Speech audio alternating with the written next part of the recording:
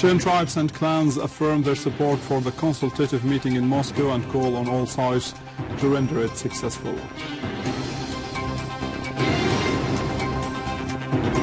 Iraqi troops eliminate scores of terrorists in al-Amal and Diala.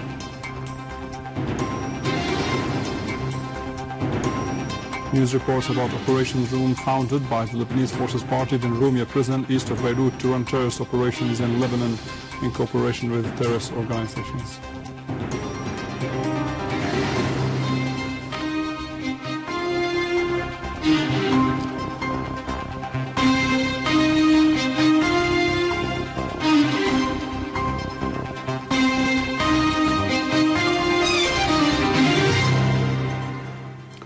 Good afternoon, this is news in English from the Syrian Arab television in Damascus.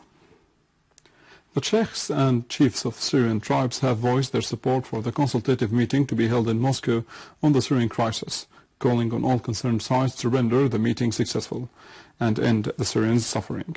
In a statement issued at their conference held at Damarose Hotel in Damascus, aimed at unifying their stand regarding the meeting scheduled next week, the sheikhs stressed the need to hold on to Syria's national principles, particularly the unity of Syrian land and people. The sheikhs affirmed that the tribes and clans in Syria will be an asset to the Syrian Arab army in confronting the terrorists and clearing the Syrian land of their atrocities, voicing determination to confront takfiri thought that has nothing to do with ethics, noble values, and Islam. The Ministry of Religious Endowment has condemned the vicious takfiri attack on Sheikh Mohammad Nabhan tomb and other tombs of religious scholars in Aleppo. The ministry said such ugly crime is added to the list of terrorist atrocities who keep violating sanctities and religious values. The ministry added that it is not owed for those who allow themselves to shed citizens' blood, desecrate holy places and kill innocent people to violate the sanctities of the dead religious scholars and clerics. The ministry called for standing unified in face of the takfiri obscurant terrorism. Without condemning the Zionist aggression that targeted al-Amal farms in Quneitra countryside, claiming the lives of a number of Lebanese resistance men, the spokesperson of the United Nations, Farah al-Haq, described the Israeli raid as constituting a violation of the disengagement agreement signed in 1974. In a press conference in New York, Haq said the United Nations Disengagement Observation Force stationed in Golan monitored 2 drones coming from the Israeli-occupied side, flying from Alpha side and crossing the ceasefire line. They saw, he added, smoke coming from position 30 and observed unmanned planes flying over the same position, crossing the ceasefire line. American Senator Cris Murphy has said that the United States has contributed to igniting extremist movements through its wars in the Middle East.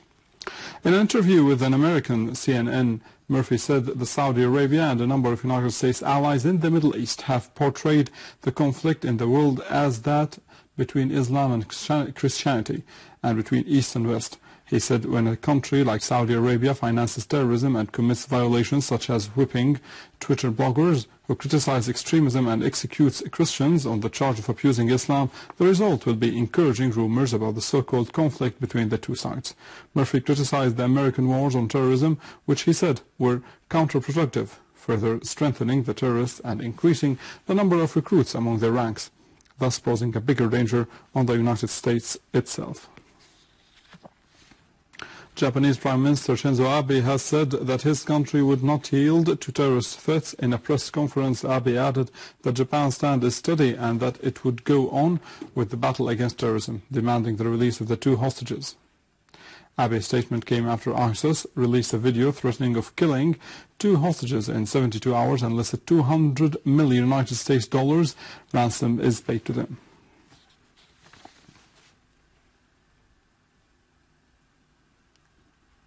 The American newspaper Los Angeles Times revealed that the terrorist organization ISIS has turned a number of schools in Syria and Iraq into centers to train children on carrying out terrorist operations. The American newspaper Los Angeles Times revealed that the terrorist organization ISIS has turned a number of schools in Syria and Iraq into centers to train children on carrying out terrorist operations.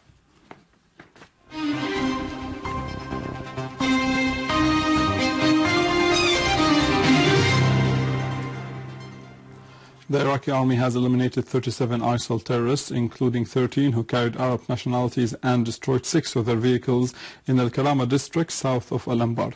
The army also killed scores of ISIL terrorists who tried to attack the headquarters of the 2nd Regiment belonging to the 4th Brigade in Zone 2 near Al-Walid border outlet west of Al-Anbar.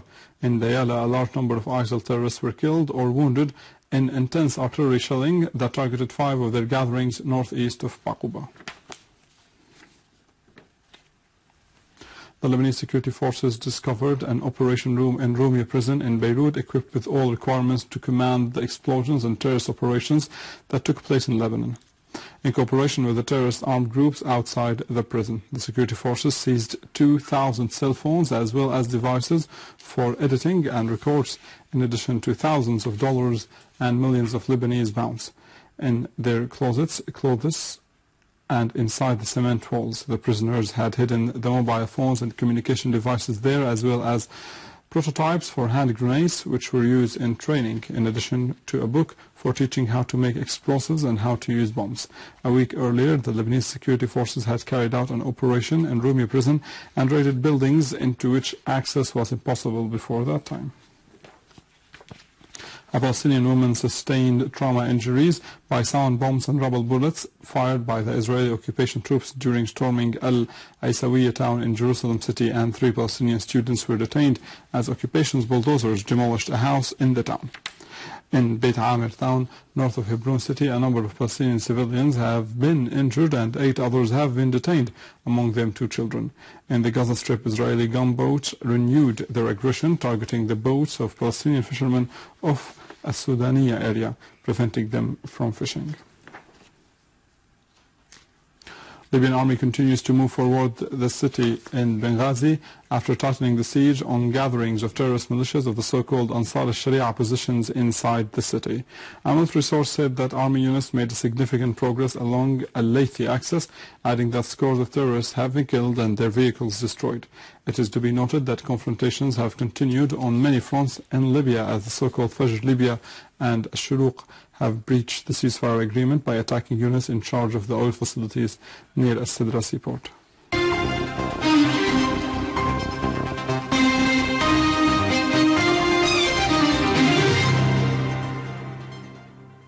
A ceremony in al-Assad House for Opera and Arts for the Scientific Olympics. Here in Damascus, more in the following.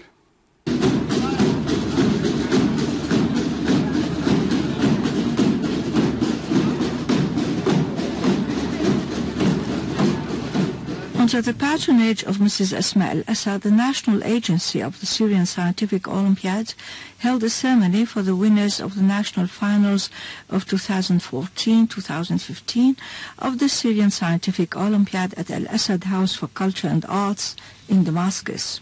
It is one of the best things Syria can do for its best students, and because it can motivate them to work harder and be something useful in the future. I'm so enjoying this atmosphere. The exam was something hard, but we crossed it. It wasn't easy because everyone here worked really hard to get here and let the best man win. And if I didn't win and any other win, and we're all brothers eventually, and I'm happy for us. Just being here is an honor. We are here having a competition between experts and students for mathematics, physics, chemistry, informatics, everything. It's a really honest competition between all. It's, of course, it's my pleasure to be here between these students. And let, as my friend said, let the best man win. We are all winners, of course. Medals and certificates were awarded to the winners from across the country. With this, we come to the end of our news for today. Thank you for watching. For more details about Syria and the region, and to view this bulletin again, you can always visit our website in English, www.syriaonline.sy.